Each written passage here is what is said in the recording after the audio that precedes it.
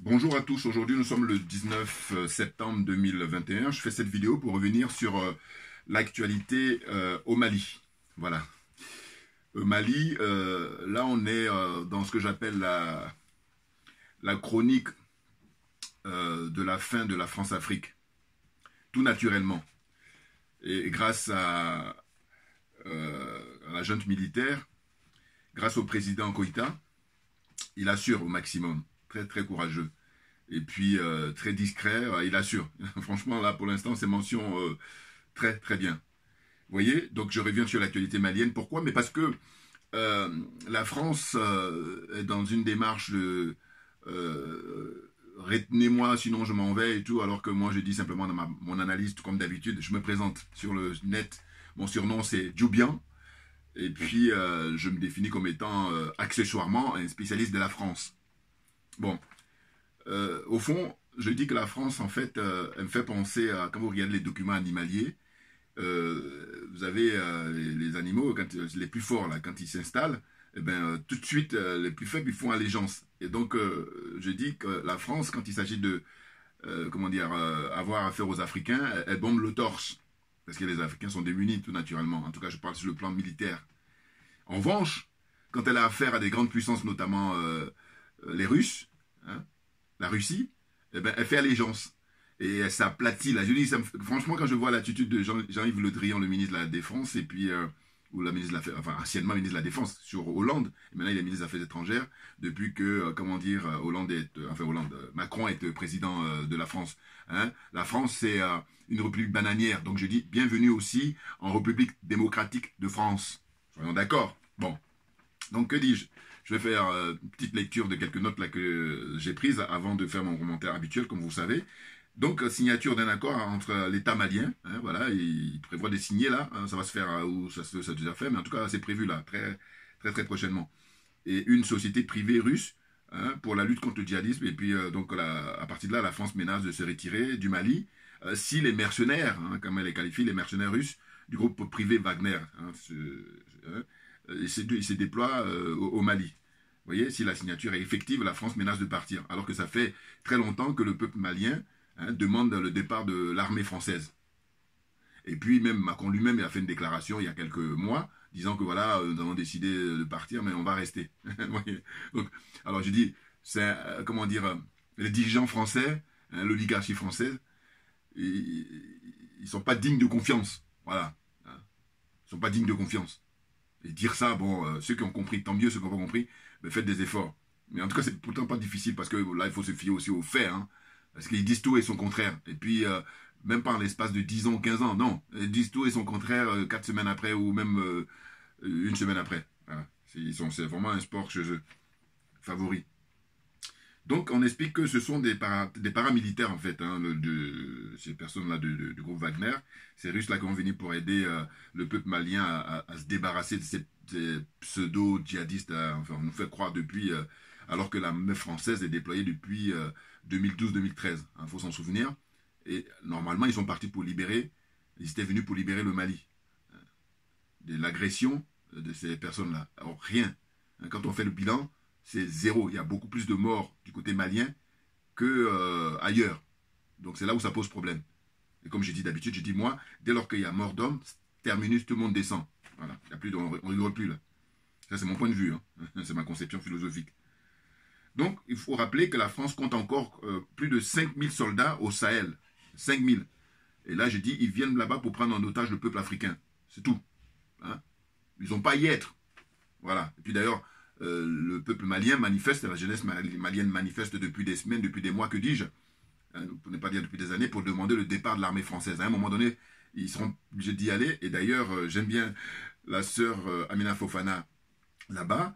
Eh ben, ils ont prévu de manifester hein, le mercredi 22 septembre, à l'occasion de la fête nationale hein, au Mali. Une grande manifestation pour demander le départ de la France. On parle de la France institutionnelle, c'est-à-dire l'armée française. Départ immédiat, hein, le plus tôt sera le mieux. Hein, qu'ils partent, qu'ils se dépêchent à partir. Vous voyez? Et elle a dit en fait que, enfin la qualification qu'elle a faite, elle a dit en fait le groupe Wagner, c'est, comment elle dit ça, l'antidote, voilà, de la France. C'est sa qualification de Amina Fofana, que j'aime beaucoup. parce qu'elle est très courageuse et très intelligente. Voilà, téméraire. Je dis, elle me fait penser un peu à Nathalie Zamble. C'est excellent. C'est un bonheur de découvrir comme ça des sœurs qui sont prêtes à en découdre. Voilà. Ils sont désintéressés. Ce qui est important, c'est de défendre l'honneur africain, c'est de défendre les intérêts des Africains. Voilà. C'est ça qui est le plus important. Par rapport aux nègres de maison, aux négresses de maison. Il ne faut pas oublier. Vous voyez, donc je fais mon petit rappel.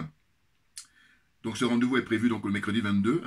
Je crois que le frère Kémy aussi a communiqué là-dessus. Je ne sais pas s'il va y aller, mais en tout cas, voilà, c'est prévu, mercredi 22 septembre 2021. Grand rassemblement à Bamako pour soutenir l'armée, malienne, pour soutenir le président Koïta, pour soutenir la transition. Il n'y a pas de priorité là, enfin il n'y a pas de...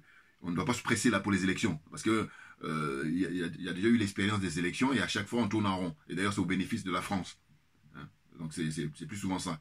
Et donc ce qu'on constate là pour les voisins guinéens, la population guinéenne manifeste contre la venue de la CEDEAO. Ils sont décrédibilisés depuis fort longtemps, mais maintenant là c'est en plein jour, voilà. C'est parce qu'on a l'heure d'Internet, on a l'heure des réseaux sociaux, et c'est la raison pour laquelle l'information s'accélère.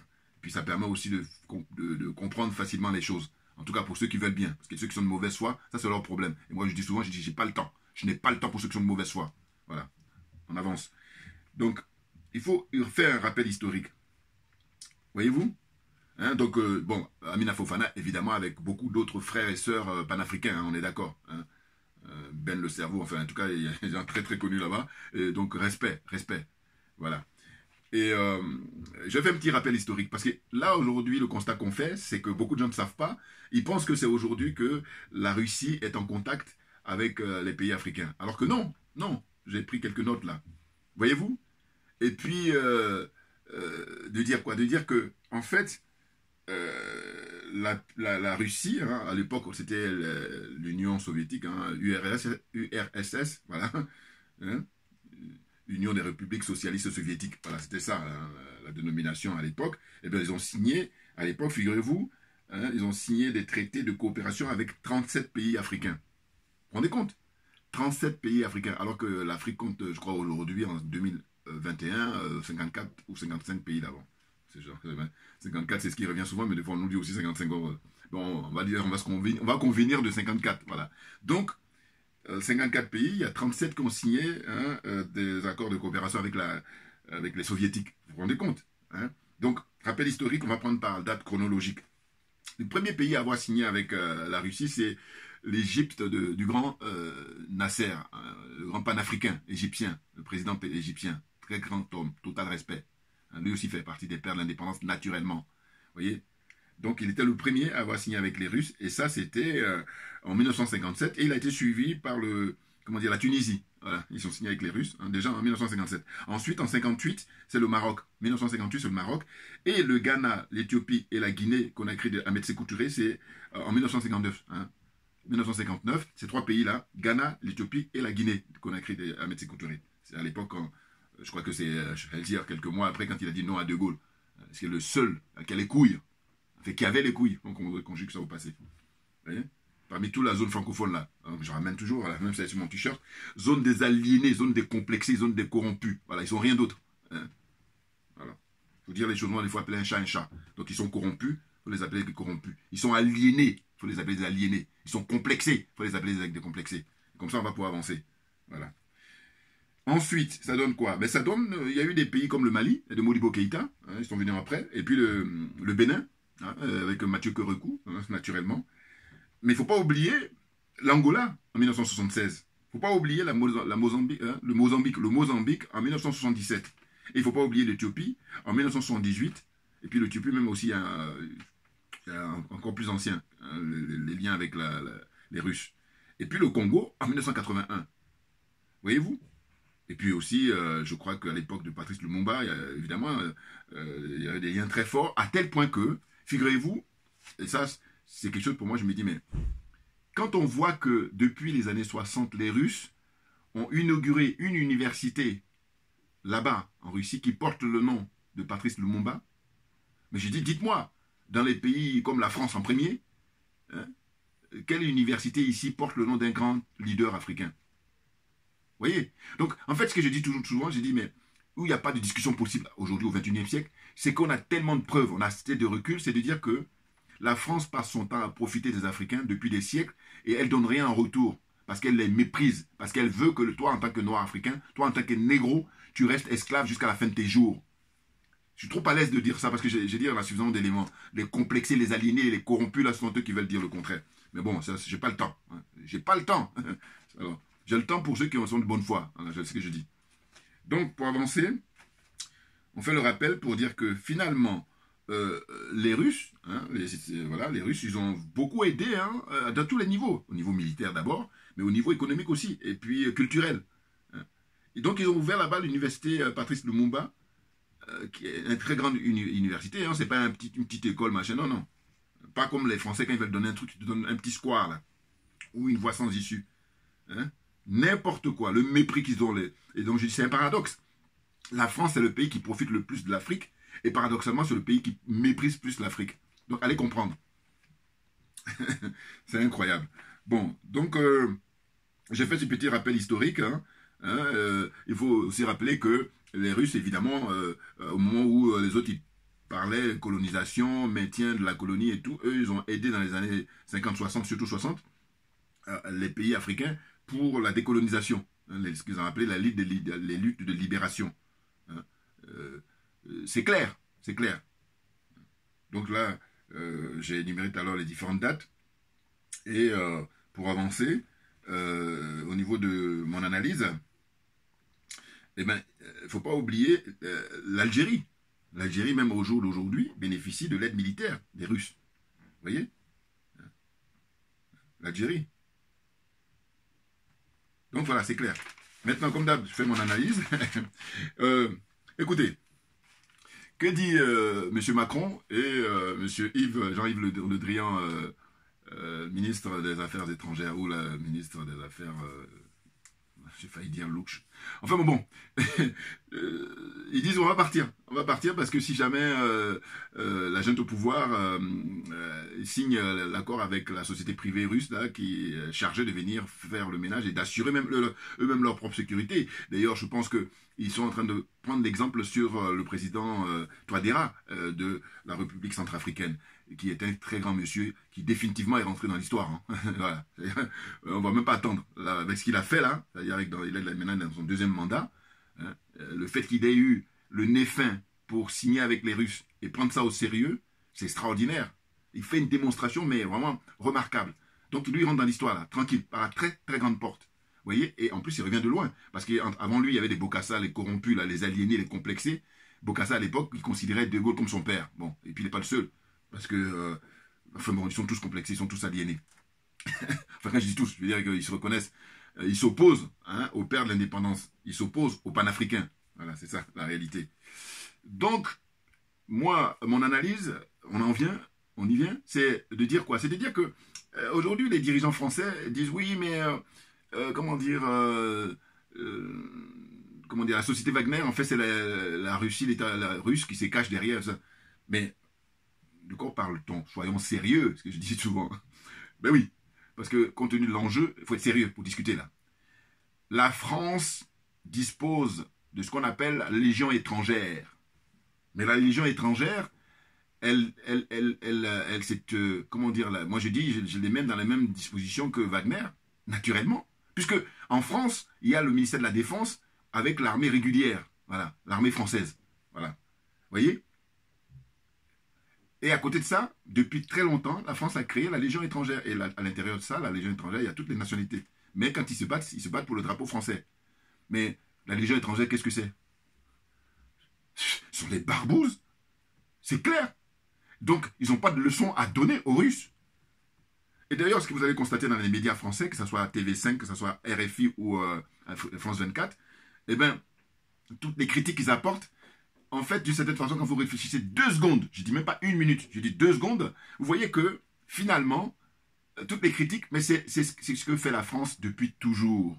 Voilà, finalement. C'est ce qu'elle fait toujours en Afrique, depuis toujours. Et que les Russes, maintenant, ont décidé, avec la demande des Centrafricains, la demande des Maliens, de venir à la rescousse, comme ils ont pu le faire au moment des indépendances dans les années 60. Voyez-vous? Donc là, la France n'a aucune leçon à donner. Mais, c'est ça, je dis, mais il faut quand même faire un minimum de réflexion, c'est-à-dire que le degré de mépris est tellement fort que la France considère que les pays africains, surtout francophones, lui appartiennent. C'est sa propriété. Vous voyez, c'est ce qui fait que certains journaleux ou certains diplômés, aussi bien africains même que, comment dire, français, disent le précaré. Voilà. Voilà. C'est un terme qui est très connu dans le domaine de la France-Afrique. Ça appartient à la France. Mais le mépris est trop fort. Attendez, nous sommes au XXIe siècle. De quel droit on doit appartenir à la France? De quel droit? Et puis d'ailleurs, qu'est-ce qu'on a en retour? Et c'est ce que je dis souvent. Je dis, écoutez, nous qui vivons ici, en Occident, en l'occurrence en France, ce qui est mon cas, mais je dis, mais comment l'Africain est traité? Regardez comment on appelle ça, les travailleurs maliens. Ils logent dans des foyers.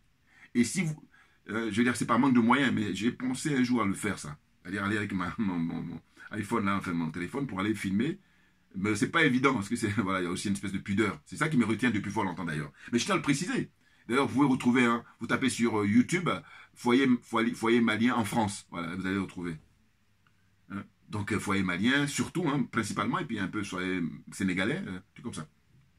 Quand je suis arrivé en France à l'époque, ça m'avait choqué. Déjà, vous imaginez, ce que je dis là, ça remonte à des années 80, parce que moi je suis arrivé en France en 1982. Vous voyez? Donc ce qui fait que l'année prochaine, ça fait 40 ans que je suis en France. Donc je connais le dossier. Et quand je dis que je me définis comme étant spécialiste de la France, accessoirement, je parle en connaissance de cause. Surtout dans le domaine politique. Voilà. Je vais pas les décortiquer tous. Bon, quand je vais me mettre en gilet jaune, et puis je vais parler maintenant de la politique française après. Donc en fait, ce qui se passe, c'est quoi? C'est que ils sont là, ridicules qu'ils sont. Et comme le ridicule ne tue pas, c'est pour ça qu'on perd du temps.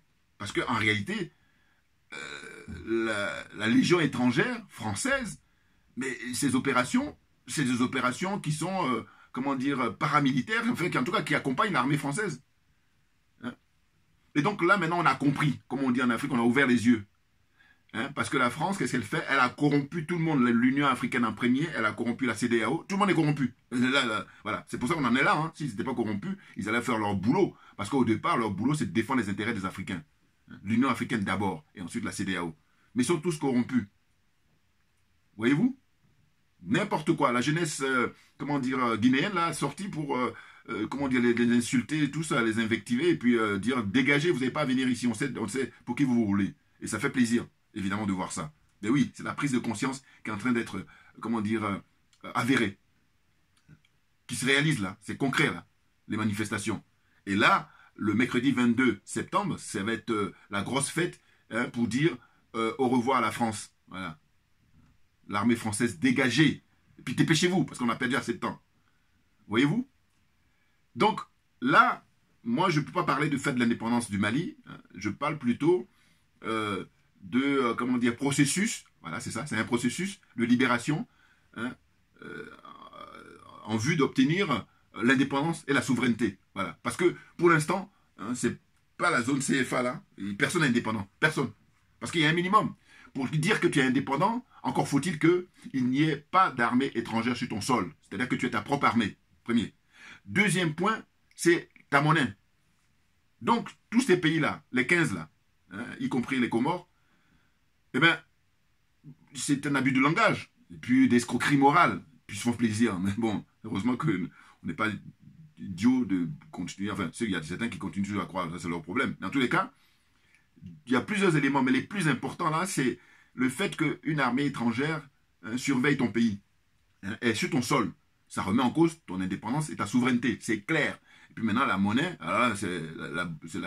j'allais dire la goutte d'eau. La monnaie, c'est le pompon. Vous voyez? Mais moi, j'ai toujours pensé que la priorité, c'est de dégager l'armée française de l'Afrique. Vous voyez? C'est ça la priorité, à vrai dire. À vrai dire.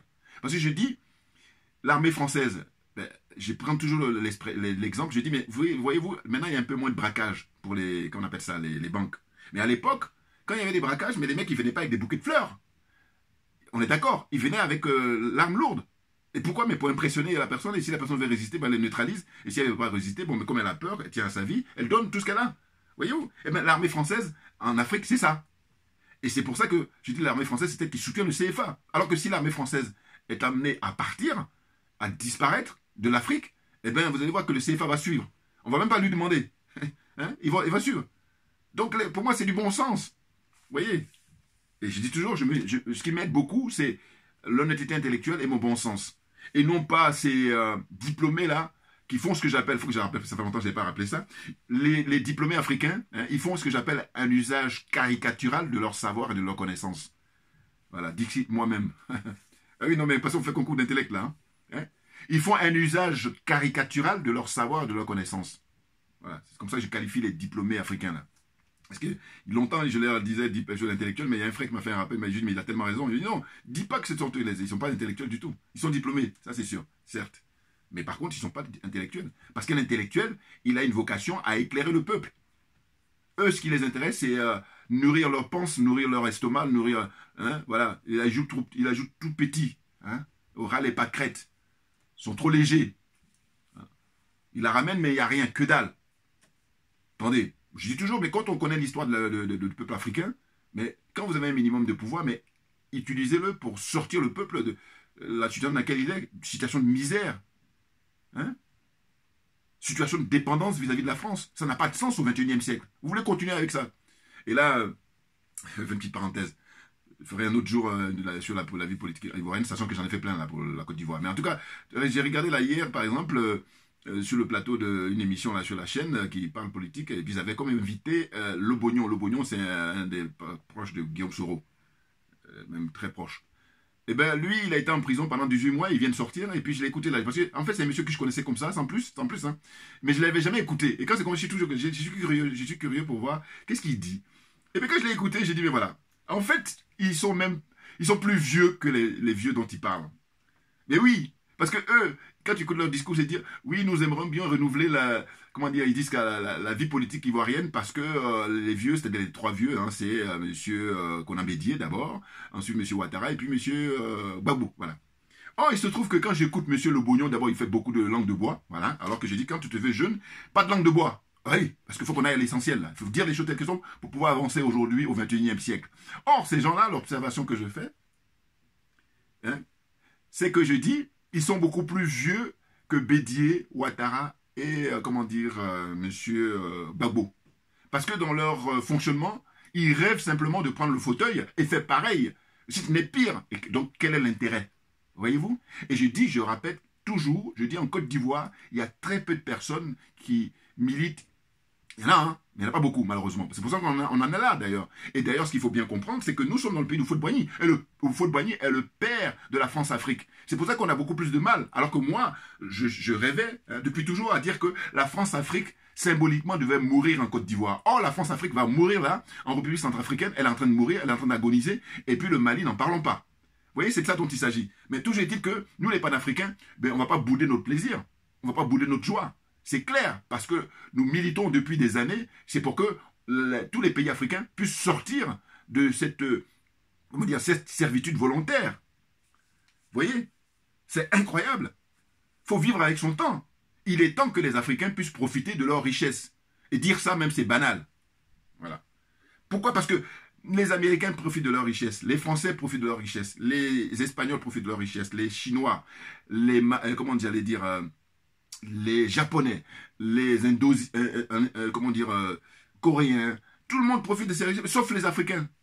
C'est-à-dire que tout le monde veut venir se servir en Afrique, le plat de l'Africain, on se sert de son plat, et puis on lui dit, lui, tu mangeras que des miettes si on est gentil. Et si on n'est pas gentil, on ne donnera même rien.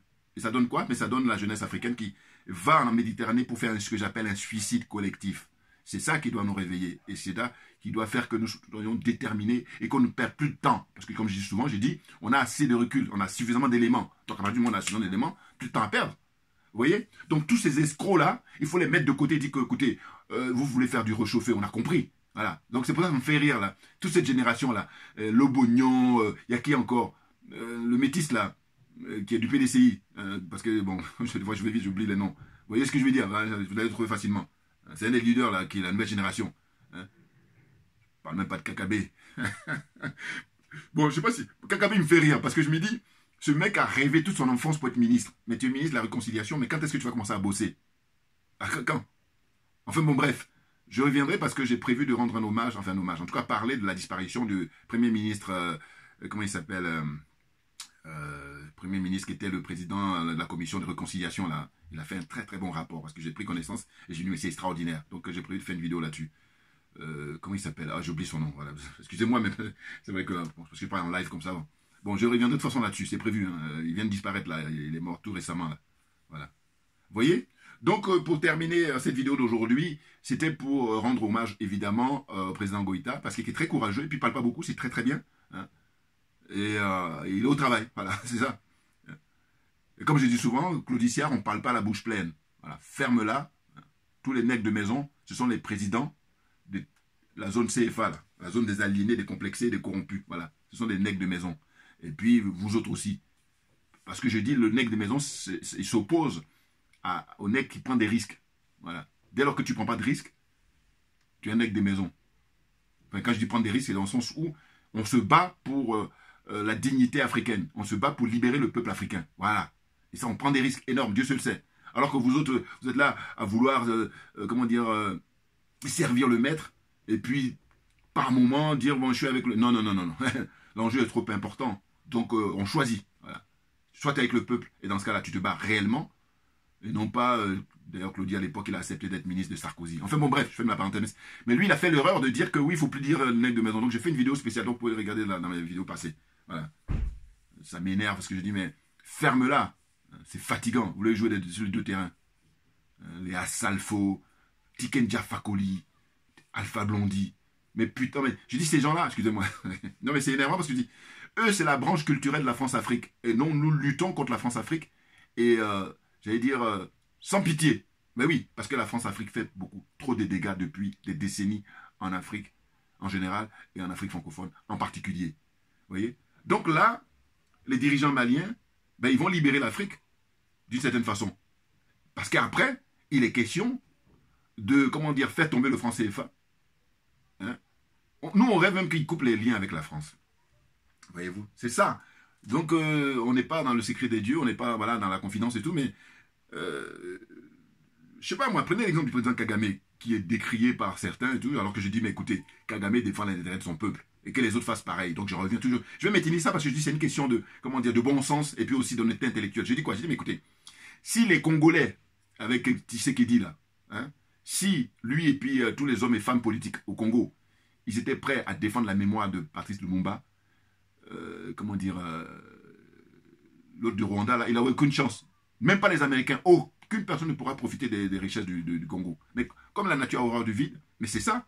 Et puis d'ailleurs, comment dire, le président rwandais, il n'est pas pire que les gens comme Alassane Ouattara. Voilà. Vraiment, disons les choses, soyons factuels, mettons les trucs sur la table. L'influence de Alassane Ouattara, tu vois, dans la zone francophone. Après, les gens comme Macky Sall. Donc, il faut arrêter un peu. Hein. Moi, ce que je vois simplement, j'ai dit, regardez, il est très politique, hein, contrairement aux autres. Ah oui, au niveau politique, Alassane Ouattara n'arrive pas à sa hauteur, ni Macky Sall. C'est clair. Je ne dis même pas citer les Sassou Nguesso, là, le franc-maçon de l'Afrique centrale, la Congo-Brazzaville. Alors lui, alors là, parce que, vous savez, c'est incroyable. Le Congo-Brazzaville, c'est un pays qui est très très riche, évidemment. Ils ne sont pas nombreux. Et donc, normalement, si ces gens-là étaient des gens patriotes, on pourrait parler des Dubaï africains. Mais évidemment. Hein, c'est-à-dire que pas nombreux et puis beaucoup de pétrole. C'est-à-dire Congo-Brazzaville, Gabon, hein, comme ça. À la limite, ils sauvent un peu l'honneur, j'allais dire, le président de Guinée équatoriale. Voilà. Parce que comparé au niveau des infrastructures, hein, les pays Guinée équatoriale, comparé avec le Gabon et puis avec le Congo-Brazzaville de Sassou Nguesso. Sachant que Sassou Nguesso, c'est le dernier. Hein, il est au pouvoir depuis des décennies et puis rien. Franc-maçon, voilà, il est complètement... Alors, le mot aliéné pour lui, tous ceux qui sont francs-maçons, c'est un mot qui est... C'est un euphémisme. C'est-à-dire que c'est trop faible. Trouvez un mot encore plus fort pour tous les Africains qui sont francs-maçons, là. Ils sont... Voilà. Dire qu'eux, ils sont aliénés, non, c'est trop faible. Trouvez un mot beaucoup plus fort. Voilà. Donc, c'est un plaisir et on lâche rien parce que je vous dis, nous sommes dans la vérité. C'est nous qui avons raison. Et c'est nous qui avons le droit de citer aujourd'hui, au XXIe siècle, pour la libération de l'Afrique. Une bonne fois pour toutes. Que la France aille se faire foutre, les dirigeants français, surtout. C'est ça dont je parle. Parce que je dis, ils sont ingrats compte tenu du fait que c'est grâce à l'Afrique que la France est ce qu'elle est. Et puis ils font tout pour étouffer ça, ils font tout pour faire du déni, ils font tout. Et même ceux qui le savent, même ils ont tellement honte que voilà, ils bottent en touche ou ils font diversion. Or nous, on a compris tout ça et c'est la raison pour laquelle on a décidé de mettre la lumière, voilà, pour permettre au plus grand nombre d'en être conscient. Et puis comme ça, on va pouvoir tourner la page définitivement et tout le monde sera gagnant. Évidemment, évidemment. Merci à tous pour votre attention et puis à très bientôt. Merci bien.